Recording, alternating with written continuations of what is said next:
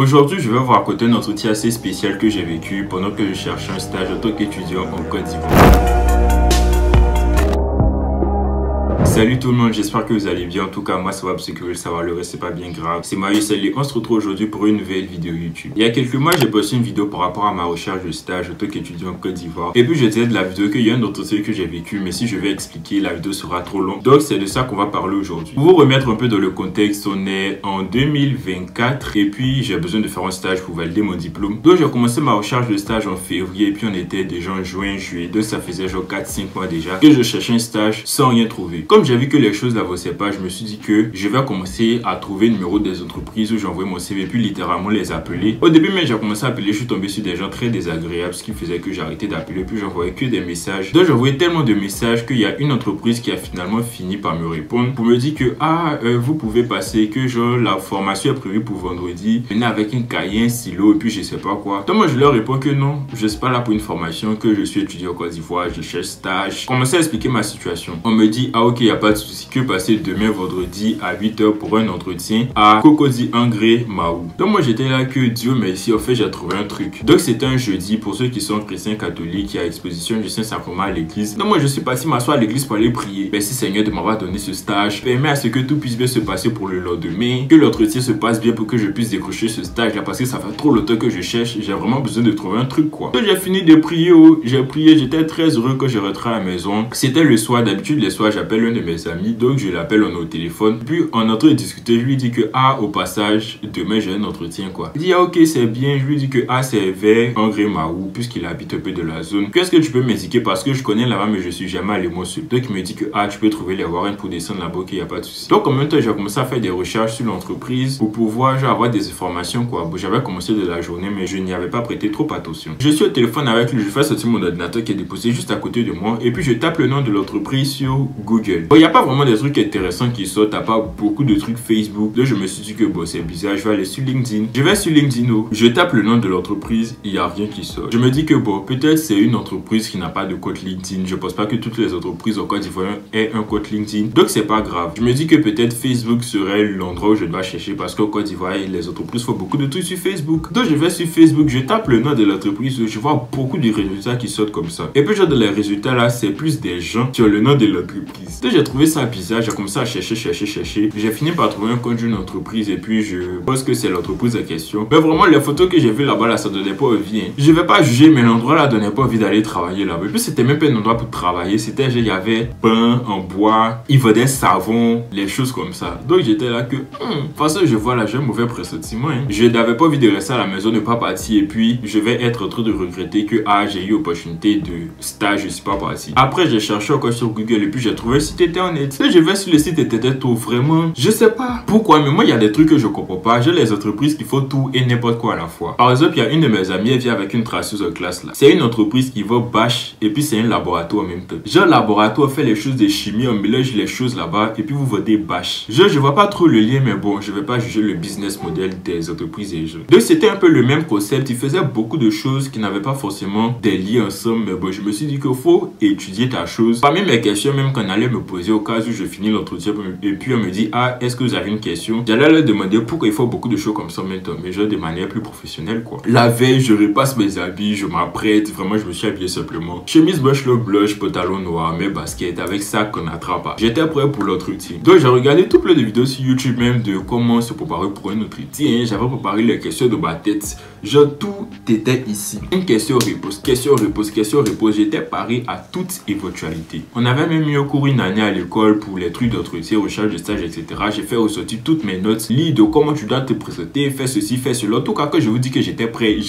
Mais je savais pas ce qui m'attendait. Donc le lendemain, vendredi arrive, 4h30, je me réveille, je m'apprête, je fais mon chapelet sur la route. Bon, je viens à Bassin pour ceux qui savent pas, donc pour éviter les embouteillages que je vais seul, je me lève assez tôt. Donc j'arrive à Saint-Jean à 6h30, je fais la messe là-bas, je finis la messe à 7h. Et puis je vais à la gare de Cocody qui est juste à côté de l'arrêt du bus de Saint-Jean. Donc je demande Angré Mahou, c'est où et puis c'est combien. Elle me dit c'est là-bas. là-bas que en mode mais c'est 500. Je dis ok, il n'y a pas de souci, mais si ça m'étonne parce que Bassam 13 Jules 500, Serge Mahou 500. Ok, il n'y a pas de souci, c'est la Côte d'Ivoire. La messe est finie à 7h, que je suis botté dans le Warren, il était 7h10 comme ça. Et puis l'entretien était à 8h. Donc le temps que les gens montent de la voiture, il était déjà 7h25, 7h30 comme ça. Je tapais les embouteillages, que j'arrivais au Mahou, il était 7h50. J'étais de Warren là, j'ai commencé à stresser maintenant de me dire que entretien, première impression, je vais avoir un retard, les gens c'est quoi de moi, et Seigneur aide-moi, bref. J'ai commencé à paniquer mon seul. Mais finalement, je me suis calmé, fait les trucs bien, je suis descendu, je connaissais pas bien. Donc j'ai demandé à un monsieur, il partait vendre poulet même, que monsieur, excusez-moi, c'est où le lycée Mahou? Parce qu'on m'a dit rue Mahou, juste après le lycée. Donc je lui demande, il m'indique, je prends le couloir, je rote,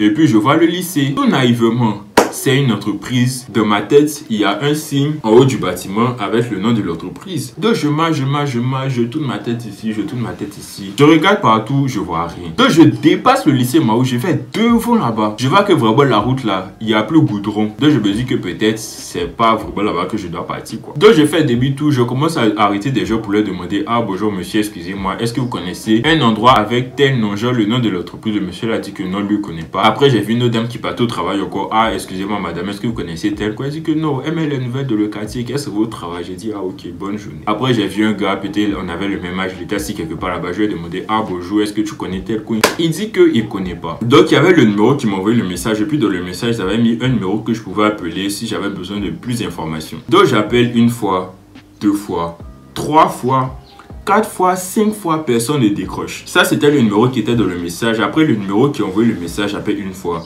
2 fois, 3 fois, 4 fois, 5 fois, personne ne décroche. Vraiment, j'ai commencé à être énervé littéralement parce que ça m'énervait d'être en train de marcher comme ça pour aller quelque part où je connais pas. Et puis j'appelle 10 fois, personne ne décroche. Donc finalement, j'étais prêt à appeler mon papa pour lui dire que vraiment, je suis arrivé. Je retrouve pas le coin. J'appelle aussi pour qu'on m'indique. Personne ne répond. Donc j'ai composé le numéro de mon papa. J'allais appuyer sur l'icône pour appeler. En même temps, je vois qu'un numéro me rappelle. Je décroche. On dit bonjour monsieur. Je dis bonjour madame, que je suis là pour l'entretien. Depuis, je cherche votre coin là, je trouve pas. Bon, j'ai pas dit ça comme ça, mais j'ai juste dit que depuis je suis arrivé. Je suis juste en face du lycée Le Mahou, mais je vois pas l'entreprise quoi. Elle me dit que faut essayer de prendre un couloir, tu vas tourner, tu vas partir. En tout cas, elle expliquait un truc, moi je n'ai rien compris. Mais en tout cas, tout ce que j'ai retenu, c'est que je devais me retrouver devant un bâtiment avec beaucoup de voitures. Ce que j'ai pas dit, c'est que pendant que je cherchais l'endroit, je me suis dit que sûrement ça va être un petit coin comme les cibles là, que c'est pas grave. Mais quand elle m'a dit bâtiment avec beaucoup de voitures devant, je me suis dit que ça c'est genre un grand bâtiment d'entreprise avec les voitures des employés qui travaillent dedans. Donc je commence à marcher.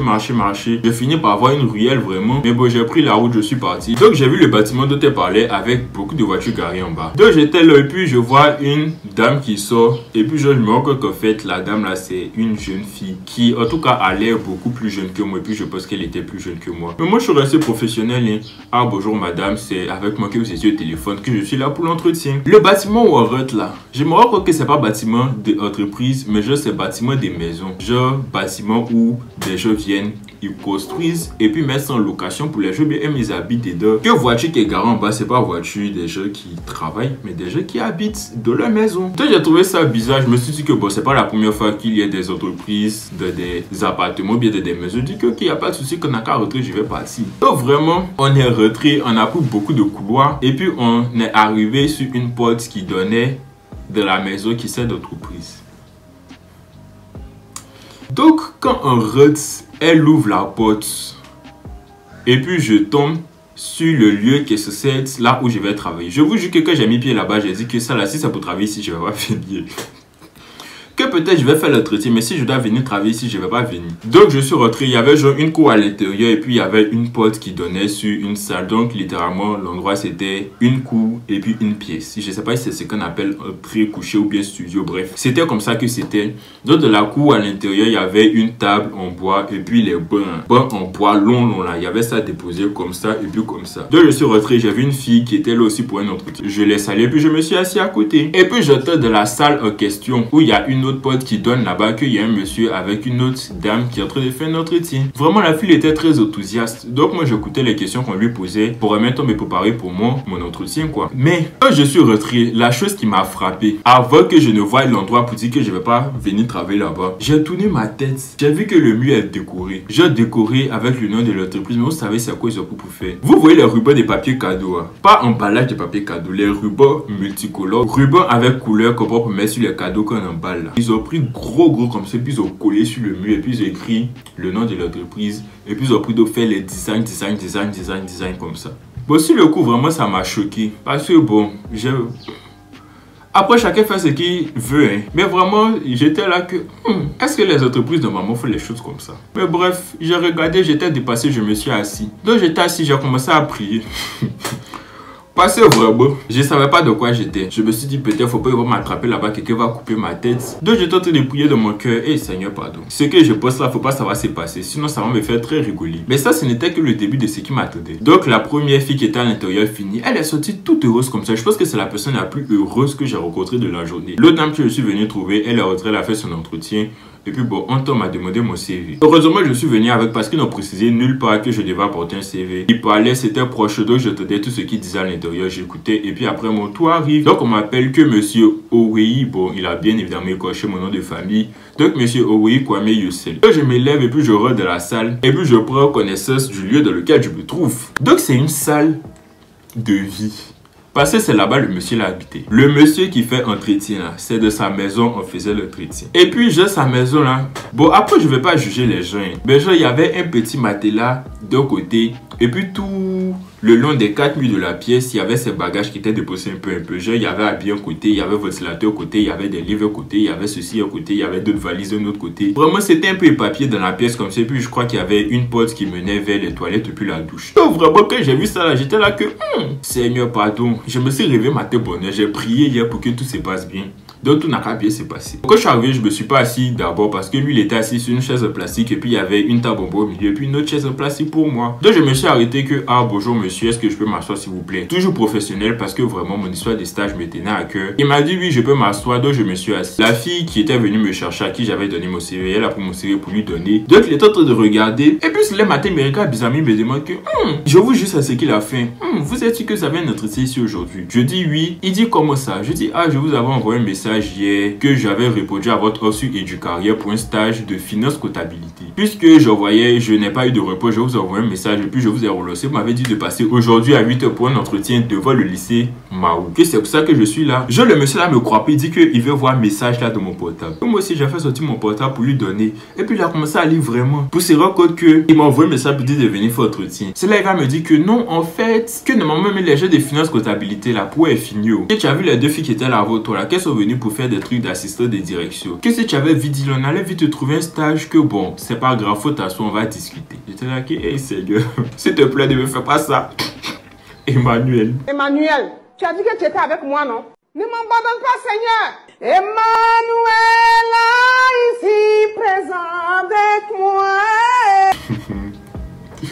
Donc j'étais là et puis il commence à lire mon CV. Il prend un crayon, il bat les choses. Il prend d'autres, il coche, il bat, il coche, il bat, il coche. CV j'ai imprimé avec imprimante de ma maman à la maison. Il a pris barrer les choses dessus, cocher les trucs dessus. Donc il fait tout ce scénario. Moi je suis assis très serré en attendant qu'il me pose les questions des stages. Et puis il soulève sa tête, il dit de me présenter pour les questions basiques. Je me suis présenté, il dit d'expliquer mon parcours scolaire, que je fais quoi comme études. Donc je lui dis que je fais un Bachelor of Business and Economics à l'Université internationale Clairefontaine, que c'est pas un bachelor francophone, que c'est un bachelor anglophone. Commencer à expliquer nanani nanana. Donc le monsieur va me regarder, il dit tu fais un bachelor, que j'ai un bachelor comme un BTS non. Je dis non qu'un bachelor c'est pas un BTS, que c'est moi je fais un système anglophone, donc bachelor système anglophone, diplôme anglophone. 4 ans après le bac, tu fais qu'on fait les études en anglais, tout ça là. Donc moi mes études portent plus sur l'économie, mais genre je suis ouvert à tout ce qui est stage en finance, en comptabilité, ce genre de choses. Donc il me dit que ok mais tu fais ça dans quelle école? Je dis que bon il y a beaucoup d'écoles en Côte d'Ivoire qui font le système anglophone et moi je suis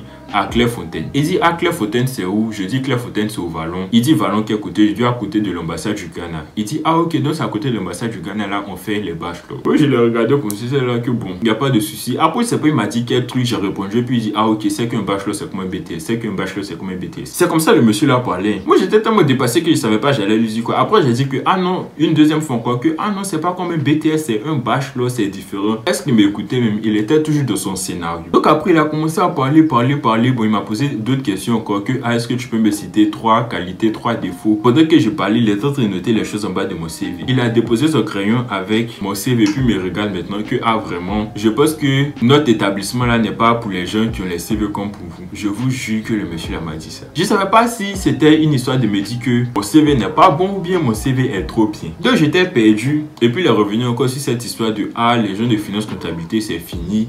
Mais comme il me voit que moi je suis quelqu'un, je suis bien dans la vie, qu'il comprend ma situation, lui il veut vraiment m'aider. Que de base même où on est là, c'est ici qu'il habite. Que normalement il y a un de ses amis qui a une entreprise à Cocody et puis à Yopougon. Que d'ailleurs même si je veux faire un stage avec eux là, je préfère Yopougon bien Cocody. Qu'il a vu que j'habite à Bassam. Il dit que vraiment Cocody va m'arranger parce que Yopougon est trop loin. Toujours dans mon sérieux. Donc il dit que ok il n'y a pas de souci, que c'est mon ami même qui a l'entreprise là, mais genre moi je l'aide à faire les recrutements. Que c'est pour ça tu vois mes affaires à côté là, que c'est chez moi. Ou que la petite fille qui est là même c'est elle qu'elle a vu que tu as répondu, elle comprenait pas trop. C'est pour ça que je lui ai dit qu'elle n'a qu'à te dire de venir pour faire un entretien, que vraiment moi je veux discuter avec toi. Vraiment le monsieur là parlait. Moi tout ce qui m'intéressait c'était comment j'allais me lever pour quitter d'ici parce que peu importe ce qui se passe, je veux plus. Parce que tout ce qui a commencé à se passer là, ça m'énervait. Parce que je me disais que je me suis levé à 4 h du matin pour venir tourner film. Donc il a dit est-ce qu'il peut avoir mon numéro, même s'il y avait déjà toutes les informations sur mon CV avec mon numéro etc.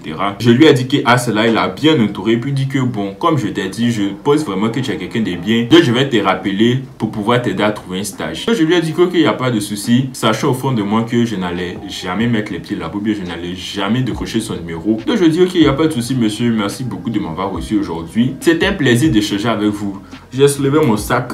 Je me suis levé, puis je suis sorti. J'ai vu la fille là qui était assise dehors. Je lui ai dit au revoir. J'ai pris ma bagage, je suis sorti. Donc quand je suis sorti, la première des choses que j'ai fait, j'ai bloqué le numéro. Quand on a pu m'appeler là, en tout cas les 2 numéros que j'avais, je les ai bloqués. Et puis j'ai appelé ma maman pour lui expliquer. J'ai appelé mon papa aussi, il n'a pas décroché. Je suis rentré chez moi, j'ai payé Gab au bord de ma cité. Je me suis resté, j'ai mis poudre sur moi et puis j'ai allumé mon ventilateur pour dormir. Donc vraiment quand je suis sorti de là-bas, je n'avais toujours pas de stage. Donc vraiment c'est un peu comme ça que cette histoire là s'est passée. Je ne sais pas ce que je dois dire. C'est juste un fait que j'ai vécu. J'ai finalement fini par trouver mon stage. Bref, tout ça je vais garder ces informations pour une autre vidéo. N'hésitez pas à me dire ce que vous en avez pensé en commentaire. C'était tout pour moi. Donc voilà, c'est la fin de la vidéo. J'espère que vous aura plu. Moi j'étais très heureux de la faire. N'hésitez pas à lâcher un pouce bleu, ça fait toujours plaisir. À vous abonner, c'est gratuit. Sans oublier d'activer la cloche des notifications pour ne pas rater quand je sors une nouvelle vidéo. Partagez, commentez. Puis moi je vous dis à très bientôt pour de nouvelles vidéos YouTube. À la prochaine. Thought that I could do better if I just believed. I'm thinking back to when you were in the sweater that you got from me.